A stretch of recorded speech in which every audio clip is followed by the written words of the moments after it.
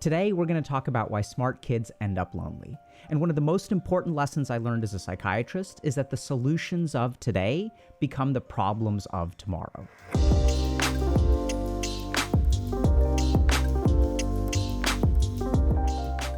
And if you're a smart kid, you may sort of understand what I'm talking about, because as a smart kid, you faced certain problems when you were growing up. And since you're so smart, you came up with solutions that worked really well. But despite the fact that you've come up with lots of successful solutions, oftentimes smart kids find themselves to be sort of stuck and incredibly lonely. So in order to understand this, we have to start by understanding how identity develops. So when we're young kids, let's say 5 years old, 6 years old, 7 years old, we tend to look at the world in a one-dimensional way. So if I'm a kid, like, I like trucks, and I like Spider-Man, or I like wrestling, or I like G.I. Joes or ninjas, we tend to be like pretty one-dimensional, right? I like ponies. And so what happens when we're kind of one-dimensional kids is that we sort of develop these one-dimensional identities. So if you look at school, right, and if you think back to your school days, what were the different kids known for? There were some kids who were nerds, and some kids who were jocks, and some kids who were like the cool kids, some kids who were like the teacher's pets. So if you sort of think about the sense of identity early on, the sense of identity is very, very one-dimensional. And so since it's one-dimensional, what tends to happen is some of us will adopt the mantle of being a smart kid, right? So our parents will tell us, hey, you're so smart. Our teachers will tell us, wow, you're so smart. The other kids will push you around on the playground because, damn it, you're so smart. So the first thing that happens is that we start to develop an identity as a smart kid. Parenting in the digital age is becoming increasingly complicated. And we've helped tons of parents and even more of their kids develop healthy relationships with technology. At Healthy Gamer, we believe that there are 3 steps that will help solve this problem. The first is you as a parent need to understand how technology is affecting your child's brain and psychology, because it's really clear that it's doing something, but we're not really taught what it's doing to our kids. The second is learning how to communicate with your children, because even though you're saying all the right stuff, it's not really sinking in. And the third is how to actually successfully set limits and set healthy boundaries, because our experience is that a lot of parents are trying really hard, but things are moving in the wrong direction. So if y'all are interested, please check out the link in the description below. And one-dimensional identities are actually completely normal for kids.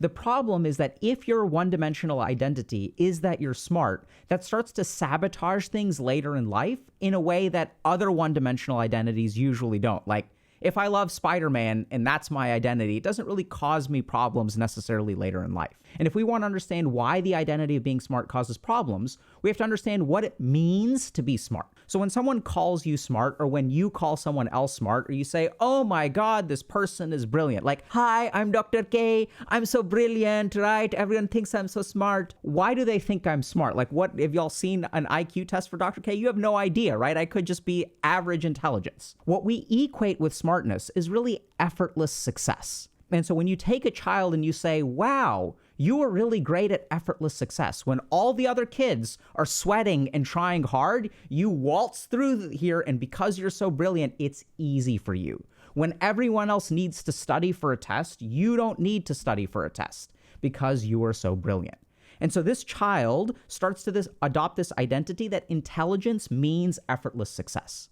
And that results in a narrowing of possibilities and a narrowing of identity. So if the source of my identity, if I'm a smart kid, then I can't do anything that requires effort, right? Because if I do something that requires effort, that makes me feel dumb. So if I do really well in school, but my teacher comes to me and says, hey, you're so good at math, you should compete on, for our school as sort of a mathlete. And then suddenly, like, that may sound like a good idea, right? Because I'm a smart kid and that's what smart kids do. But then suddenly, if I start competing against other smart kids, I have to start putting forth effort.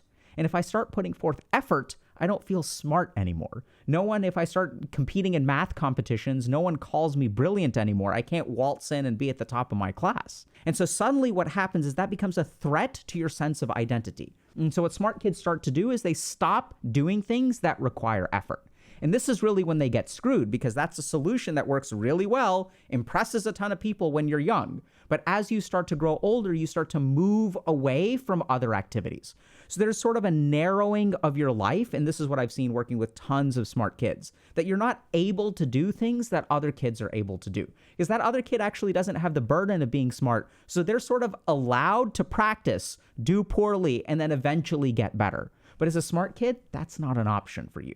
So as this narrowing of identity starts to happen, as you start to move away or retreat from things that are difficult and require effort. And the other problem with that is as you grow older, your raw intelligence can no longer like get you to the top of the class, right? Eventually you're going to be learning, pre-algebra and then algebra and then calculus and then like calculus 2 and then whatever advanced number theory crap.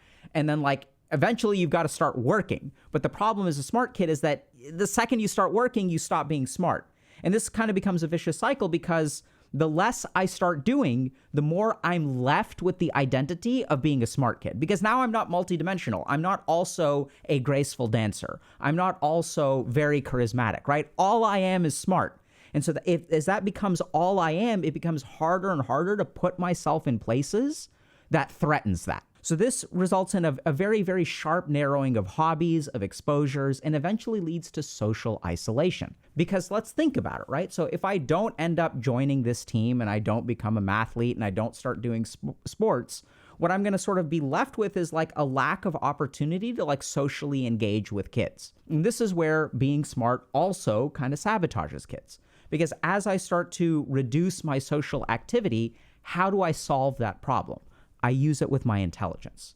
So there are studies that show that kids who are pretty smart will start to develop something called cognitive empathy. And that may sound kind of weird because isn't empathy like emotional? Isn't the whole point of empathy that you can feel what someone else is feeling? But as you reduce your social activity and your social exposure, the empathic circuits of your brain start to shut off. They start to become rusty.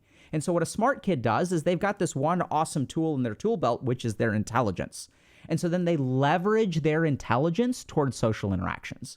So now social interactions become puzzles to be solved. I'm feeling lonely. How can I say the perfect thing? How can I run through 1,000 different scenarios to make sure that I get invited to this thing or that kids don't make fun of you? And so we start to really lean into this intelligence to start to manage social interactions. The problem is that becomes very, very energy intensive. So you can run 1,000 different calculations, but at the end of the day, like if you're shutting off half of your brain that's used for social interactions, there's no way that your intelligence will be able to like fill in for other parts of your brain. The problem with being a smart kid is that actually worked for a while, right? You were so damn smart that you didn't need empathy for the first 13 years of your life because you could calculate social interactions. And so when everyone else is sort of relying or their intelligence doesn't solve the whole problem for them in terms of loneliness, they have to lean into things like empathy and their empathic circuits start waking up in the brain. But for you, you were allowed to keep them dormant because your intelligence could do all of it. And what this ends up in is sort of social isolation because cognitive empathy is not a sustainable way to maintain relationships. It becomes cognitively exhausting, right? So then you don't even have fun. It feels like social activity is a chore and is incredibly draining. And then half of y'all diagnose yourselves as introverts because social activity is draining. Social activity isn't draining for introverts any more than it is draining for extroverts, which I know sounds really bizarre, but even extroverts feel drained after 3 hours of social activity. What's draining is your cognitive load or things like social anxiety, because every minute that you are engaging people socially, your mind is actually running on overtime. So you run yourself ragged. So as your social skills start to atrophy, you start to feel lonely. And then what happens is your intelligence kind of comes in and your ego comes in, your identity comes in, and you start to develop something called defensive arrogance. And you'll notice this with smart kids on the internet. So like if you try to talk to, anyone on the internet, there's 1,140 IQ people who are going absolutely nowhere in life, who learned quantum mechanics on their own and are like expert philosophers and know more about medicine than the experts and all this kind of stuff. And they're happy to engage with you with arguments on the internet, right? And so what this sort of starts to become is this defensive arrogance. So as you start to feel lonely, what do you have left? Oh, I'm a quiet genius. My intelligence is so great that I cannot interact with the normal humans. I have difficulty connecting with people because they're so dumb. So this is that defensive arrogance. And even if you're not that bad, you'll still sort of notice that there are times in your life where you kind of feel very, very reluctant to engage with other people. And so as you start to become more lonely, this defensive arrogance comes with a correlating low self-esteem. So anyone who's defensively arrogant really doesn't feel confident in themselves, right? And you may have sort of noticed that as you feel lonely, you start to have low self-esteem, but you've got one bright point left, which is your intelligence. Even though every other part of your life, you may be lazy, you may be kind of socially isolated, you may be lonely, but at least you're smart. You got that left. And so then what happens is we run into another problem, which is that we start to use intelligence to boost up our ego and self-esteem, right? We try to use rationality to buffer against our self-esteem. But there's a fundamental problem with that, which is that intelligence, from an evolutionary standpoint, is not a defensive tool. It is not a self-esteem tool. It is a problem-solving tool. So if you literally look at the research on IQ, why do we even have IQ? Why are some people, on the whole, actually smarter than other people? And it's because IQ is a problem-solving tool, right? It's the way that our brain fixes problems on the outside. And as smart kids start to feel more lonely and as they start to have self-esteem problems, they really have one thing left, which is that I'm a smart kid. The other dimensions of my life may be crap. I may be lazy. I may be socially inept, but at least I'm smart. So they kind of hang their whole identity on that hat. The other problem that happens is that y'all have actually one major tool that's really, really good, right? Which is your intelligence. And so then you start trying to fix your self-esteem with your intelligence. But the basic problem is that IQ did not develop to address self-esteem. That's not what it's for. IQ is a general problem-solving capability that we evolved to fix problems on the outside. It's not a tool that was designed to buffer our self-esteem. What's designed to buffer our self-esteem is actually emotions, right? So just think about this for a second. You can't logic your way to self-esteem. If you could logic your way to self-esteem, your fucking 140 IQ ass would have already done it, and you would be filled with confidence. Because if anyone can figure out how to logic their way to self-esteem, it would be you. But that's not actually how it works. Because when you were 6 years old and you scraped your knee and you went to mommy or daddy or any sort of adult, how did they make you feel better about yourself? Did they say, well, logically, the injury that you have is a small scrape, so it's nothing to worry about. You have not been damaged. You're not going to be disabled. There's no problem. There's no harm, really. It's just a small scrape. It'll heal on its own. So you should be okay. That's not what helps, right? Logicking your way when you're feeling bad doesn't work. What works is, oh, let me see that. Oh my God, did you get a little boo-boo? Oh, I'm sorry, it's not a little boo-boo. Oh my God, look at those 3 scrapes. Wow, does that hurt a lot? Okay, well, should we put some ice on that, right? Okay, like, do you need a hug? Oh, baby, let me hold you, let me hug you, right? This is what actually works. So this is another thing that we don't quite understand, which is that IQ is an offensive weapon. People who are super smart are like wizards and DPS mages. IQ is like flinging fireballs and lightning bolts to fix problems on the outside. I can take a high IQ kid, drop him into my private practice and say, hey, help me optimize patient flow through my workroom. Like, I can do that and y'all can solve those problems. I've literally done that before. On the flip side, when it comes to buffering your self-esteem, a wizard is like not really great at casting healing spells or defensive magic, right? That's really what a healer is for. And that's kind of that emotional capability. That's kind of what healers are, is they're really built into that emotional capability. And so what starts to happen is we start dumping our whole mana pool instead of solving problems on the outside, trying to buffer up our self-esteem. Because if our self-esteem is in shambles, we can't even leave the house. And this is the core trap that people with high IQ fall into, is that they've had sort of emotional stunting because they've leaned so much on their cognitive development. They start to develop these things like cognitive empathy. They start to become lonely and have low self-esteem, and then they puff themselves up using their logic. This is why I'm still a good person. I will logic it out. But fundamentally, that's like a wizard dumping their whole mana bar into trying to heal something instead of actually using the right kind of magic to actually heal yourself, which is emotions. And so now the question becomes, okay, if we're in this situation, what do we do about it? So the first thing that we've got to do is abandon our identity as a smart kid. Now, this may sound really terrifying because it's all I've got left. This is the only source of my self-esteem. But my friend, your self-esteem is already in the trash, right? If we stop and think about it, it ain't doing a whole lot for you anyway. So get rid of it. And here's the reason why. So the fundamental problem with having self-esteem based on your intelligence is that it teaches you that your self-esteem has nothing to do with your actions. If you really think about it, being proud of being smart is the stupidest thing on the planet to be proud of.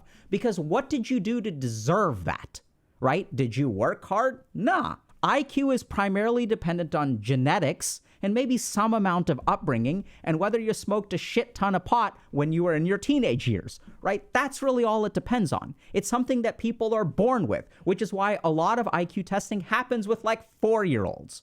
So the basic problem is that your identity is based on something that you don't even need to take credit for. Like, you don't deserve to take credit for that. You didn't do anything. So now this becomes a huge problem, because if your sense of identity is based on things that are outside of your control, that you don't actually do anything to deserve, it becomes really hard once you learn that, okay, my identity is based on stuff that is out of my control. Actions have no impact on your self-esteem.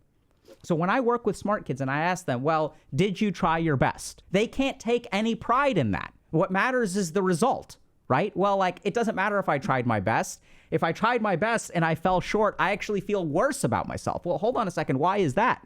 Well, if I tried my best and I didn't get it, that means I'm stupid. That means that I'm not good enough. That means that failure is inevitable. So now hold on a second. Let me understand this right. You're telling me that if you try your best and it doesn't work out, you view that as a failure instead of a success, right? Obviously, because it didn't work out. But think about what that does for the strategy of your life. You're not allowed to try your best. You're not allowed to fail. And if you try, you even have to self-sabotage. Because if you try your best and you fail, then you're absolutely screwed. But if I half-ass it, then there's a part of my ego that's like, aha, the reason I didn't get it is because I half-assed it. It's not because I'm stupid. And so now you develop this strategy of either you half-ass it or you don't try at all. You develop this strategy where trying your hardest becomes something to avoid at all costs. And no wonder you're stuck. No wonder you're lonely, because you will not let yourself give 100%. And that is the core problem that kids who are smart run into. The second thing that we need to do is catch that sense of identity in the present when you try to do something. So your smart, intelligent brain has figured out that, okay, in order to put together my life, I need to do certain things. But when you try to do those things, pay attention to what sabotages you. What sabotages you is that defensive arrogance. Oh, I can't do that because I'm not like that. I can't do that because other people are like that. I can't do that because I won't seem smart. I'll feel embarrassed to have to go into training where there are noobs who are teaching me how to use PowerPoint. I know how to use PowerPoint. I can figure it out on my own. I don't need someone to train me. I don't need to sit in a class for 2 weeks to learn how to use PowerPoint. I could watch YouTube in 2 hours and figure it out using my own, like watching tutorials and stuff. I don't need this. But the question is, do you end up learning how to use PowerPoint? Do you actually do that? Of course not. You may start to watch one tutorial, but then you click onto something else, and then you actually don't acquire the skills. 2 weeks go by, and you should have sat in the class. But you can't, because it's humiliating. And so catch that in the moment and go to the class anyway. Say, wow, this is me sabotaging. This is me not wanting to be humiliated by going to the class. And so then you have to ask yourself, I have a choice. I can make progress and feel humiliated, or I can feel proud and stay stuck. And if you're the person that I think you are, chances are you've chosen the latter many, many, many, many times over. Anything but be humiliated, right? I will stay stuck on my ass for a long time rather than grow as a human being because I can feel good about myself. So that identity has to go. The second thing that we've got to do is start working on your emotions. So this is where you can absolutely check out stuff that we have on alexithymia and all that kind of stuff, but I'm going to start super, super, super small. So generally speaking, when smart kids are lonely, one of the things that happens with loneliness is that it's like, okay, how do you fix that? Do you spend time with someone? Is that sufficient to fix loneliness? Because you've tried that before. And this is where another thing I've noticed with a lot of smart kids who are lonely is that there's a lack of physical touch in their life. And if we sort of look at how human beings feel less alone, if we look at activating those emotions, human touch is one of the simplest ways in which we activate our emotions and activate a sense of connection. So the simple thing that you've got to do is, I know this sounds kind of weird, engage in human touch. Now, I don't mean go out there and start like touching people like, oh, Dr. K told me that I need to engage in human touch. And so you go and you just like touch someone. Don't do that, right? So what I would say is very simply offer someone who needs a hug. So it can feel really embarrassing to ask for a hug. It can feel really creepy to ask for a hug. But as you go about your day, you may notice that there are people who are not having the best time. And you can say, hey, it sounds like you're not having the best day. Do you need a hug? Just offer them a hug and just give them a simple hug. That's it. Nothing more, nothing less. Remember, we got to start small. And you're like, well, what do I do after that?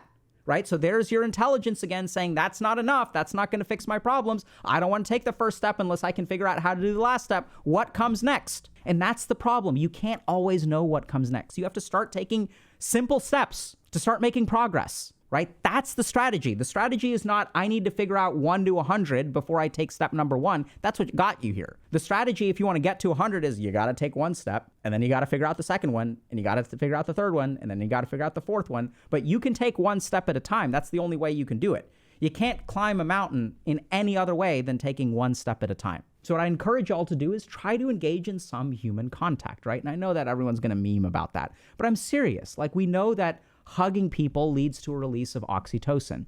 Now, the common pediatric recommendation is that when you have a newborn child, that you do something called skin-to-skin contact.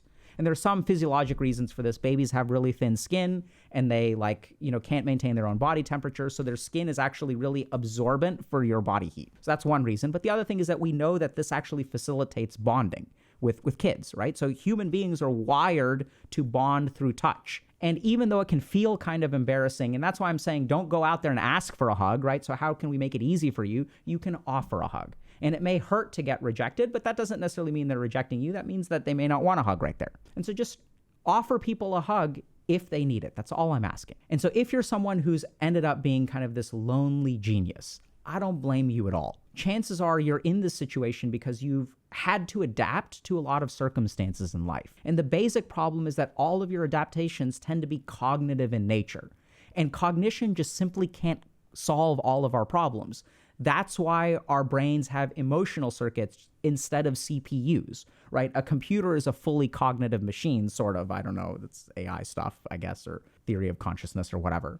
But the whole point is that if you're smart, you've probably let certain things like social skills, empathy, emotions atrophy. And we have to start engaging some of those if you want to develop self-esteem and get connected to both yourself and other people in life.